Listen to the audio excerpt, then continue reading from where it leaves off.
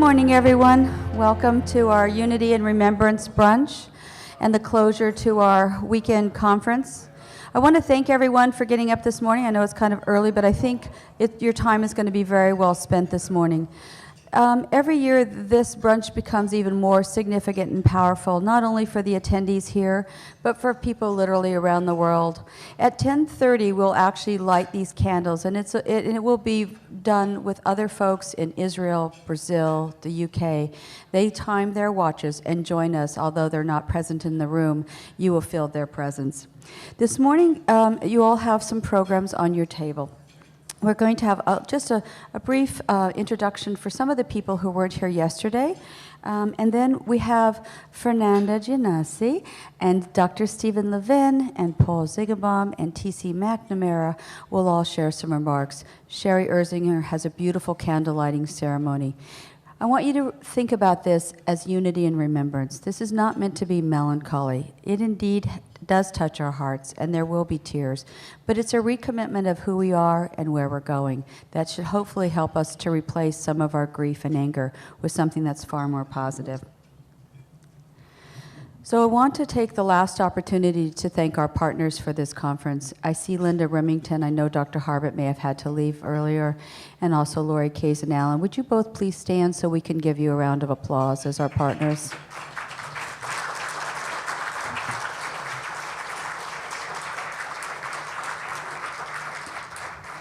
As you know, ADAO is primarily an all-volunteer organization, and our partnerships with Carmanos and IBIS are significant because Bonnie, Diana, and Herman and I work for nearly a year to put this on, along with Margie and Marilyn, and I'm going to forget Sherry and Josh, Caitlin, Malcolm, and Doug, of course. So would the rest of the ADAO volunteers please stand at this time? Caitlin, Malcolm. Jordan, sorry, Jordan. Thank you. You can't put this on without donations, and it's really significant. We do have the Simmons firm represented this morning by Perry Browder, who's a platinum sponsor. Perry, please stand.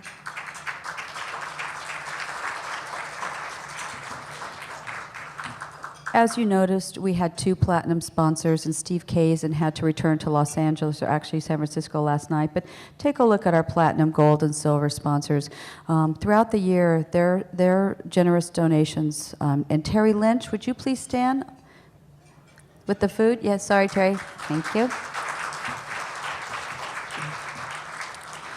The sponsorship that we are able to gather for this conference isn't just for the conference. This funding enables ADAO to go to the Department of Labor and address David Michaels, and to go to meet with members of Congress, and also to scholarship some of you here today who weren't able to pay for your registration. So it's through our sponsorships we're able to continue to increase awareness, to prevent exposure, and eliminate disease. So we're really grateful.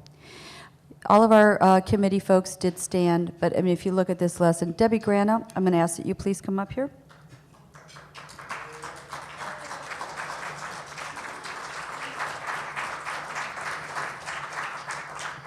Debbie Granell left her 3 kids and flew from Manhattan Beach to Los Angeles and didn't get her Presidential Service Award yesterday because she was out in the hallway. So with great pleasure, we present you President Obama's Presidential Award. Thank you. Most of the people in ADAO, I should say all the people in ADAO, they don't do it for any sort of accolades. There's no big pin that we wear around that says, yeah, we did it, we're great. Everybody is a very quiet person as far as what they donate in the way of time. And Jess, would you please stand, because you are such a quiet giant for us. Please stand as we thank you.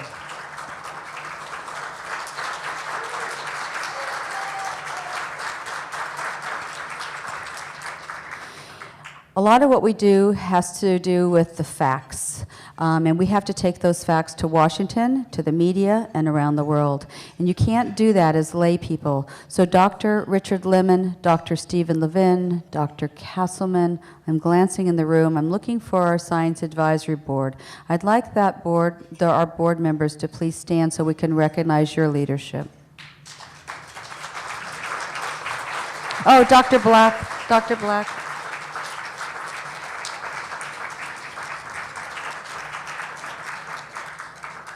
Sorry, it's early in the morning. We're going to begin our program with three folks speaking to you about specific aspects of unity and remembrance. And then T.C. McNamara, this brunch is hosted. We have the honor of thanking T.C. by dedicating this brunch to her foundation and her work to ban asbestos, and she will close today. So I'm going to turn this over to Dr. Levin, please. Thank you.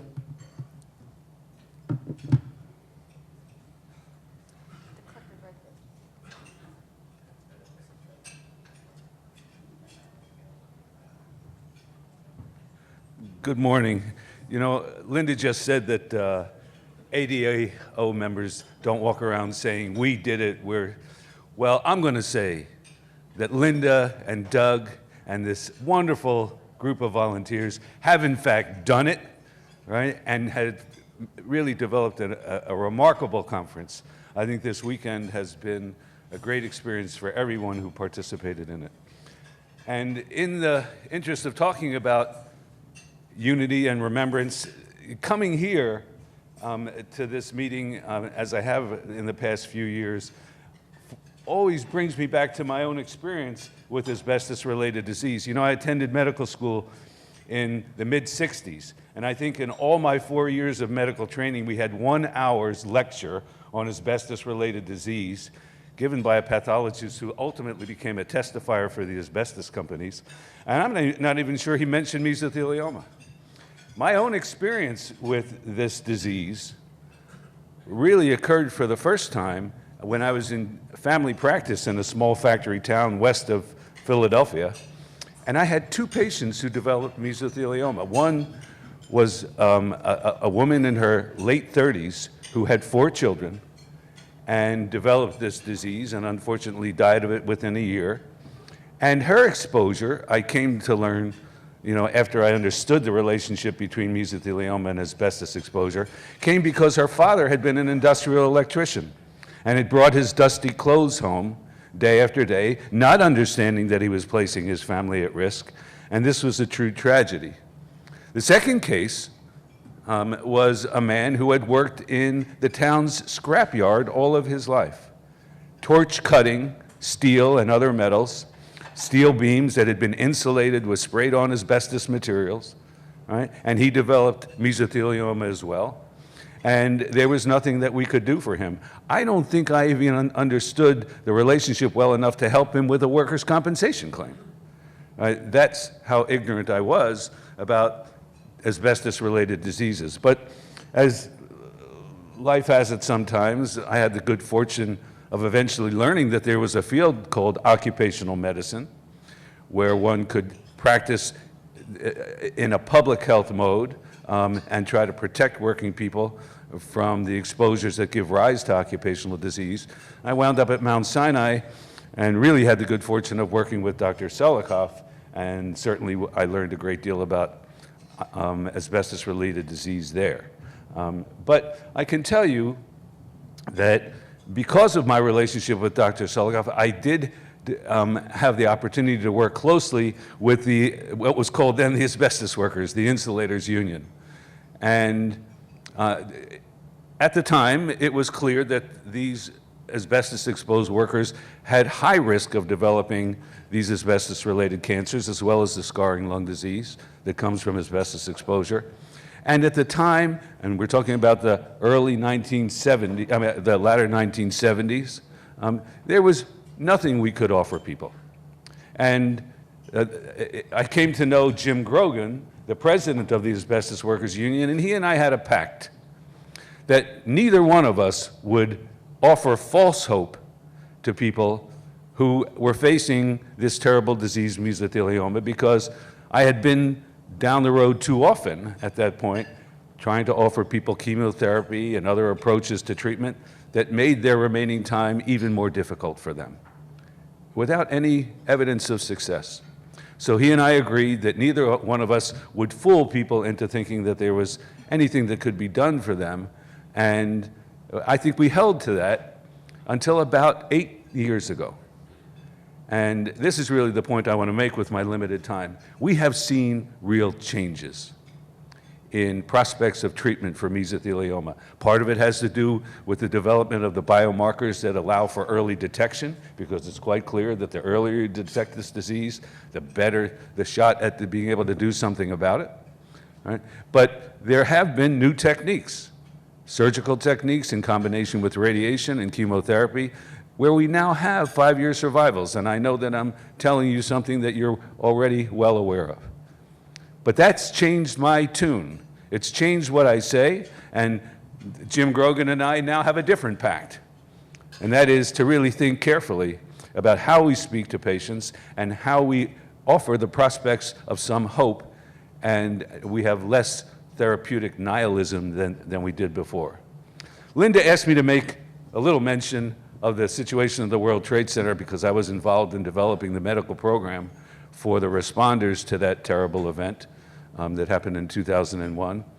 And as you've heard yesterday, and I'm sure in talks before, there was a great deal of asbestos used in the World Trade Center. As a matter of fact, it is the place in the United States where the spray application of this insulation material that contained asbestos was banned, first in New York City, and then ultimately throughout the country. The reason for the ban had to do with Selikoff in part because he did measurements of how much asbestos there was in the air. But I can tell you that the bankers in Lower Manhattan who came out every day and saw their cars dusted with this white powder probably played as big a role politically in getting the ban. And it wasn't because they were concerned that they were at risk for asbestos-related disease. It was the dust on the cars.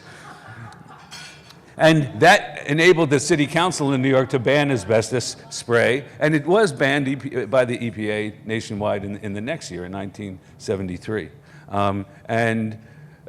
We don't know at this point what the long-term consequences will be for all those thousands of responders, all those people who worked in those buildings, who evacuated those buildings that day, because it's too soon. As you know, there's a latency for asbestos-related disease, both the scarring disease as well as the cancers. And we're now some 9 years and some since that event, and it's too soon to know. But we do want to keep this group of genuine, brave heroes under surveillance so that the new techniques that we're developing in early detection for lung cancer as well as mesothelioma, and the new approaches to treatment, which we see evolving day by day and year by year now, might be applied in a way that really does save some lives. So I want to thank you very much, for having me attend this conference. I always enjoy it. I always learn a great deal. And as others have pointed out, it's sometimes better to learn from the patients and their families than from any other way. And I think that's what characterizes this wonderful conference. So I thank you again. Bye.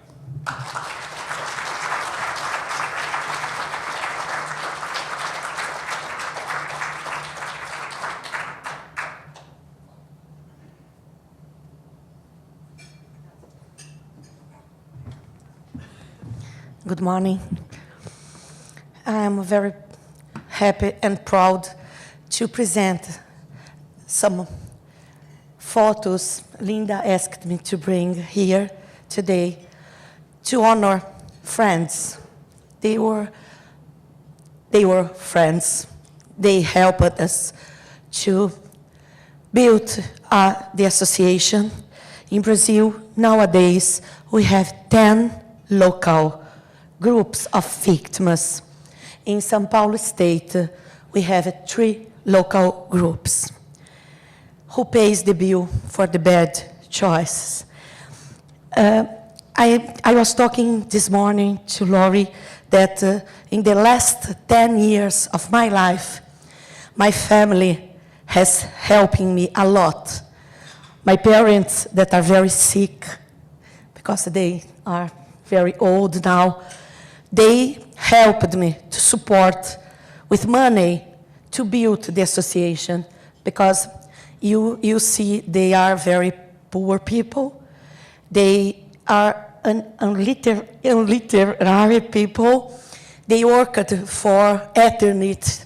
The majority of this group worked at the asbestos cement plants.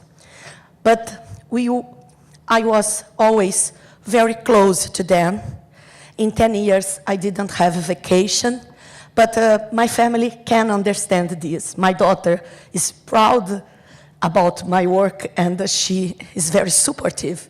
She never charged, because her colleagues go to Disney World.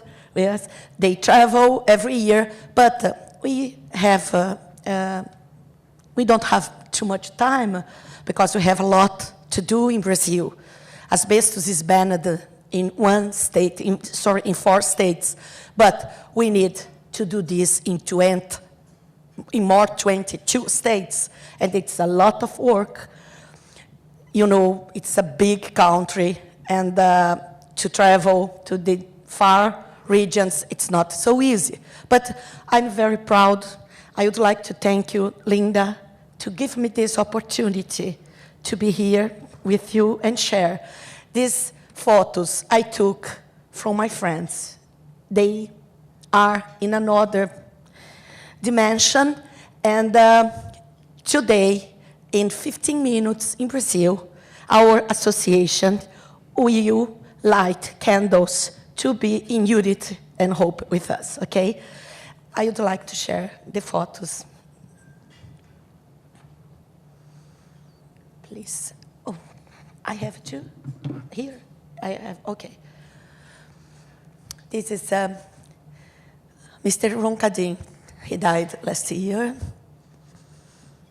Aldo, he was the vice president.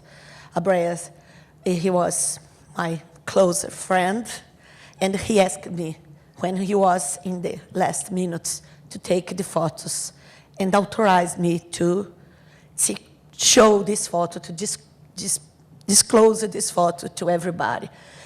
He was a lawyer. He became a lawyer, firstly, a simple worker at the Eternit plant, asbestos cement in Osasco, and he studied and became a lawyer. And he told me that he never realized what disgrace this could be. Here we have the founder of the ABREA in Rio de Janeiro. And this photo has a strong meaning for us. When she settled her compensation, it was very small money, and she was very, very criticized. And she came and asked me, apologize, and said, look I will not live for a long time, and I have never had a bed to sleep. And I want to use this money to buy a bed. And she bought one. And I visited her in Rio de Janeiro, and she showed me the bed and asked it to show to Lori. And these flowers, the only flowers she received in her whole life. She died with 51 years old with asbestosis. She worked for the ex-Jones Manville company in Rio de Janeiro, Asberit. Lori sent the flowers to her. It was the only time she had flowers, and she was so proud. 1 month before she dies. This is worked for Saint-Gobain, was the leader of the group, the asbestos cement plant, Saint-Gobain, the French multinational. He settled when he was in the intensive therapy unit. He was dying, and he lost his lawsuit.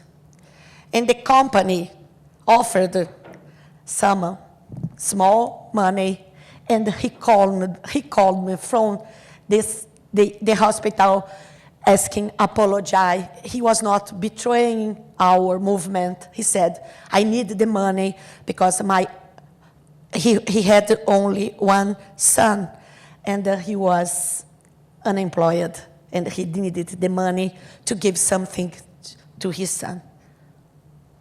Here, he was interviewed in a very important magazine, weekly magazine, and he says he died with asbestosis and lung cancer, and he said to the magazine, I know that I'm going to finish my life in an oxygen tube, but I don't want to die feeling me like an ant, a small ant, a bug.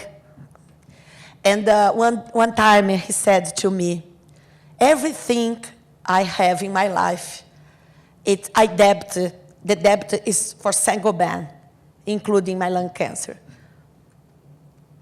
Here, another guy from Eternit. Here, the two ladies, they died, Rosa with asbestosis in Rio, and Dulcelina with mesothelioma. Both participated in meetings we promoted to create momentum about the debate on asbestos.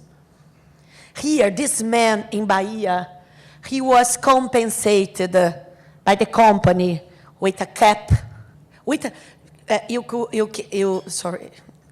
We can see the cap with the name of the company, Sama, the mining company, and a watch written, a logo marca, Sama company. This was the compensation for his asbestosis. This guy worked for a missile company, and this company exported missiles. I don't know if my accent is clear. For the first Gulf War, Brazil is a big producer of weapons, and this guy worked, and he died. He died very, very young, 43 years old.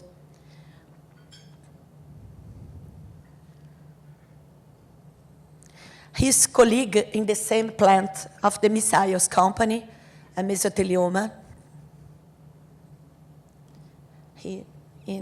his surgery, a very, very big surgery, a larynx cancer.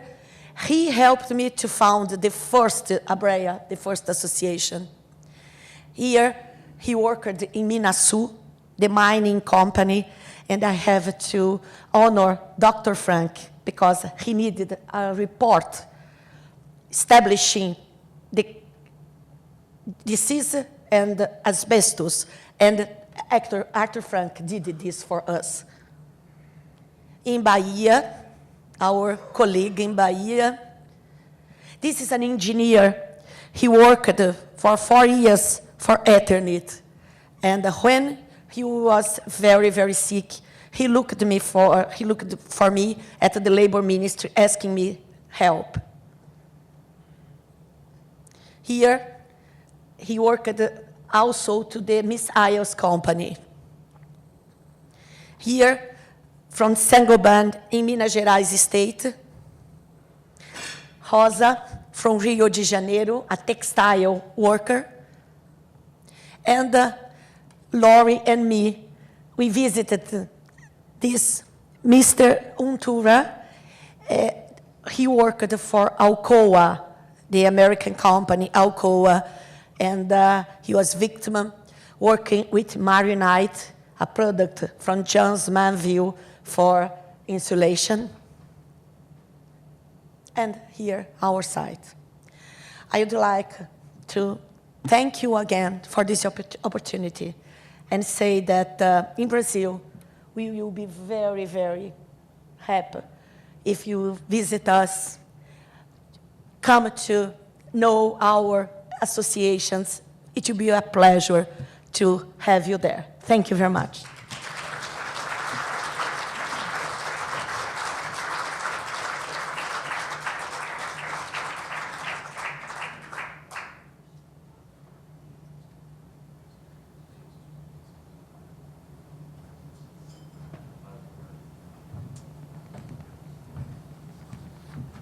Actually, it should be both of our names up there, but I'll do the reading. But I have to tell you a story, maybe a couple of stories first. We had that discussion about intimacy yesterday, which is the first time I think I remember in any mesothelioma or asbestos conference talking about that. And I remember one patient that we talked with, a man who called me to talk about all of the issues he was facing, having been newly diagnosed. And at one point he said to me, well, when this is through, will I be able to have sex? And I said, I don't know. Were you able to have sex before? And he said, yes. And I said, well, then you shouldn't have to worry. So, but about 15, 16 years ago, I had a heart attack, and I was in the hospital. This is how silly things get. I was in the hospital. We were being discharged, and Michelle was reading the discharge instructions to me, and it said, don't have sex until you can climb 2 flights of stairs. And I looked at her and I said, they've got that completely backwards. If I'm going to risk my life, which one am I going to pick? So we got home and we had 2 steps up to our threshold, and I climbed the 2 steps very slowly, and I turned to Michelle and I said, okay. I said no. Yeah. Anyway. Yeah. Several years ago, a grandmother diagnosed with mesothelioma was referred to me by my surgeon. Through a series of emails and phone calls, I was able to assuage her fear of treatment. While awaiting her surgery, she told me that she'd decided that she needed a project to focus on. So she'd chosen to redecorate her grandchildren's room, and she'd hired a local contractor to remove the popcorn or cottage cheese coating from the ceiling. Her house is an old one, and I knew that the popcorn very likely contained asbestos. I learned that the contractor had done the job completely and properly without water, the application of water, and with only an exhaust fan blowing dust out the window. If you were me at that moment talking to that woman and you found that out, what would you have said to her? About a year later, at my attorney's request, I accepted a call from a man in his 70s who was wavering on his doctor's recommendation of chemotherapy and surgery. I soon got him focused with 2 simple questions. What do you have left to live for? And is that worth the discomfort and the risk? He reached a decision rather promptly, but seemed to be skirting another issue. After probably 40 minutes of talking, I learned from him that he was seeing a faith healer who ostensibly was using a computer with some wires attached to him to cure his mesothelioma. And he was making weekly visits to this woman, each time paying her about $300. Since my first treatment for mesothelioma in 2004, over 70 patients have been referred to Michelle and me by physicians or attorneys or have approached us on their own. Usually, it's about one a month on average, usually overwhelmed and frightened by the utter disruption of their lives and the medical choices facing them. They seek our advice on treatment. But often the conversations range to related topics, everything from recovery time to financial concerns to litigation to how their everyday relationships with their spouses will be affected. This isn't a role we chose. We're not trained as physicians or attorneys or psychologists or even as peer counselors. Michelle is a nurse. But we know how important it is to have a trusted advisor for matters as difficult, as momentous, and as personal as these. It's impossible for us not to empathize with patients and their families in this way, so we do the best we can. We work as a team. Michelle is my own trusted advisor when I'm puzzled by how best to help a patient. She sometimes counsels the spouses of patients when we sense that that's what's needed in a particular case.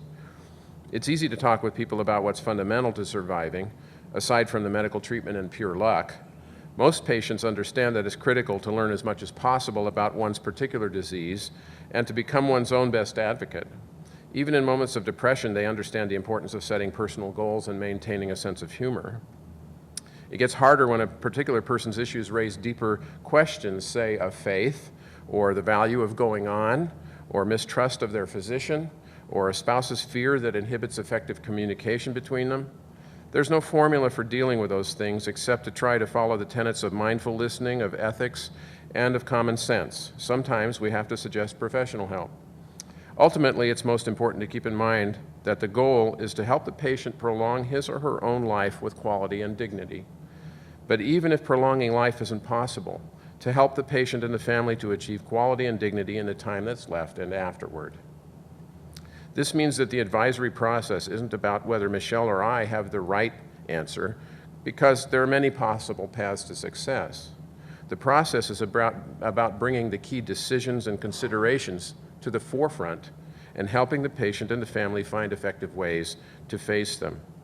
Many contacts go well, as with the newly diagnosed patient and his wife who approached us at last year's conference, looking for advice on a proposed treatment and more broadly on how to face mesothelioma together. We were able to connect them with a doctor who provided a direct, unambiguous recommendation. This patient went through treatment well, and Michelle and I visited the couple subsequently. They seem to have grasped and acted on what's important to his recovery and to their life together.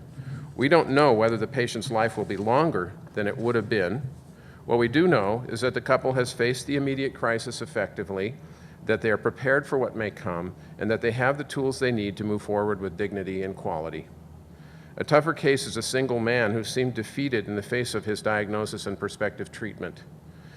A career psychologist, he said to me at one point, "You know, I've never really understood depression before." Over time, I think that Michelle and I helped him regain his desire to live and make the best of things and his ability to make the necessary decisions. His medical outcome remains problematic, but we take heart in what he has accomplished. Now let's come back to the two patients I mentioned at the beginning. The grandmother with the popcorn ceiling posed a difficult decision for me. I didn't want to do anything to discourage her in the face of her upcoming treatment. But whether she lived or died, I felt that she had put her grandchildren and the rest of her family at risk. So I made the decision to inform her. And I recommended that she have any remaining popcorn material tested, have environmental sampling done, and report the contractor to the authorities.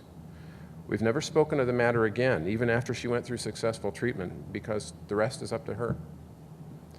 The man with the faith healer presented a different puzzle. I decided as an engineer and a registered professional engineer that I had a duty to give my opinion on the fraudulent treatment. I told him that I was certain that such a healing technology does not exist on this planet. He replied that he felt better after every treatment. At that point, I realized that I couldn't help this person any further. He had already decided to go through conventional chemotherapy and surgery. If he got a psychological boost from the faith healer, then why not? I would very much like to have reported the fraud to the proper authorities, but I had no practical way to do that, nor did I have a sense that it would have been right to take that choice away from this patient by putting the perpetrator out of business. I told him that if indeed he felt better each time and believed it was worth the money, I would not recommend anything different to him.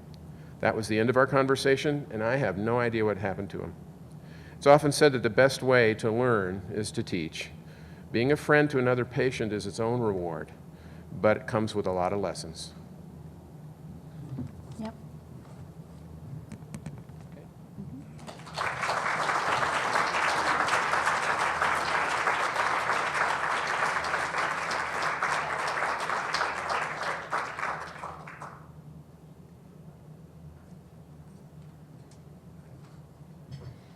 Sherry's going to come up in just a minute, but it's all about new leaders. I'm 54. Dr. Lemon, I won't give your age. There have been many people that have been, that was a little levity. There are many people in this room that have been working for decades to end this. But it's our daughters like Kate Diana, Willow Zevon, Emily Reinstein, and those here today, Josh, and Joey and Julie. They're going to keep this going on. And I want you guys to recognize that we look to you for new leadership. And I see Ron coming in. Good morning, Ron and Martha. A little shout out there.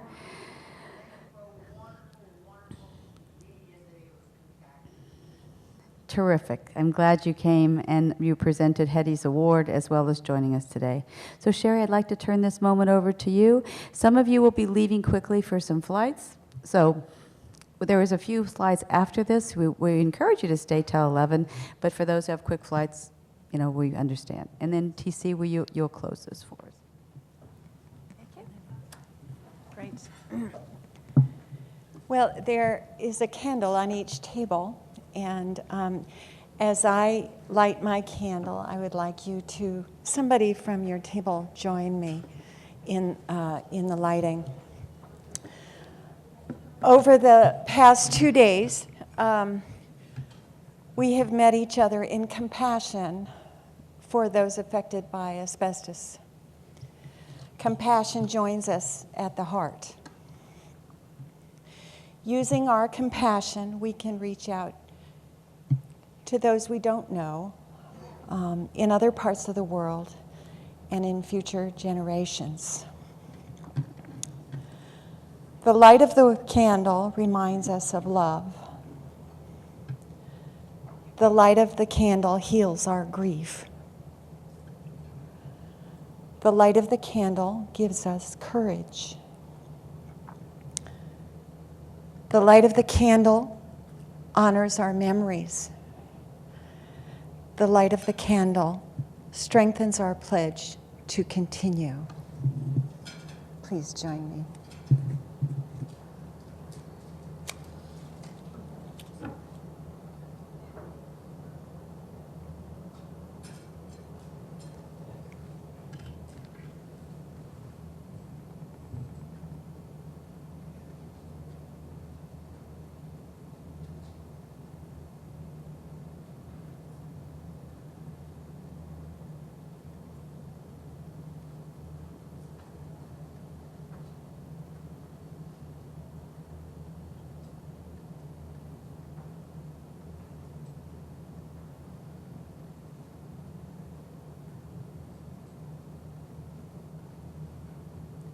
Thank you.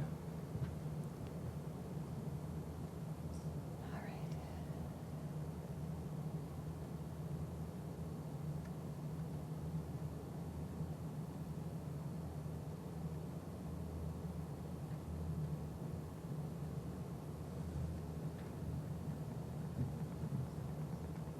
We now would like to honor once again Linda Reinstein for bringing us this wonderful experience of compassion.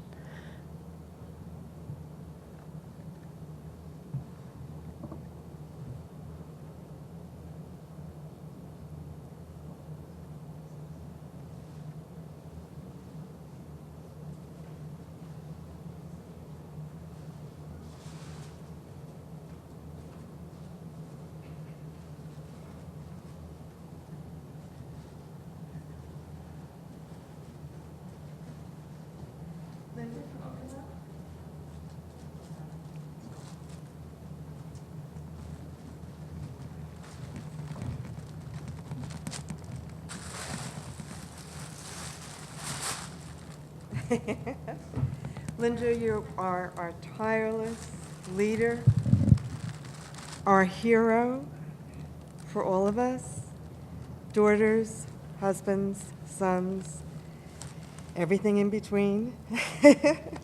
You really are the inspiration behind many. The physicians, the healers, the scientists, the researchers, all of us who live with this and dedicate ourselves. It's really because, I gotta tell you, it's because of you. You unite us. You're as beautiful as these flowers. Absolutely. Our love to Emily also. Love you. Oh, you're the best, lady.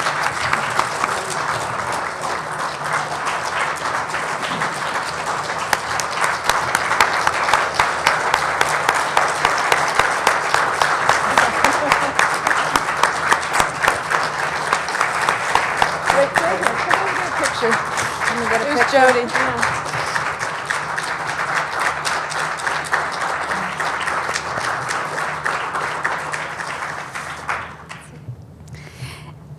Thank you. Doug and I had no clue 6 years ago that we would be doing this, and Doug, in the memory of Bill and Alan. It's been great keeping this forward, and it takes a lot to make me speechless, as many of you know, but I'm a little speechless. TC, would you come forward and help us close today?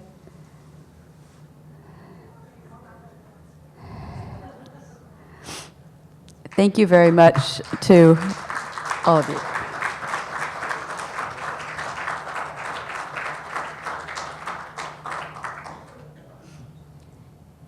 TC doesn't need an introduction, but I'm going to give one anyway. She is fierce, she is soft, she is smart, she is funny, And shy. she is eccentric, and she is my friend. Stay here with me. I get the pleasure of saying, let's get the party started. We've had sadness. Plus, I get to watch Linda tell me to lean forward. She also holds her breath while I'm speaking. A heckler, come on now. The beauty of this is to remember that although I get to spend 5 minutes with Dr. Lemon, and it still wows me, some people here graced us by choosing this as a profession. The rest of us are here not by choice. It was a club we didn't want a membership to. We have it, and we have to speak up and remind people the ban is not complete. We still have it, and together we can make a difference. It's not all Linda. It takes each and every one of us. And if you can't tell your story, tell mine. Remember me, I have long nails and red hair. Tell the cab driver, go to our website, sign our petition, and Linda has to breathe now. I'm done.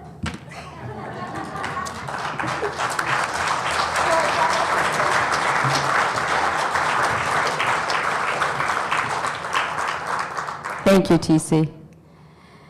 Well, we always say when we testify in front of Congress that one life lost to asbestos disease is tragic and hundreds of thousands is unconscionable. But we know together in this room we can make a difference.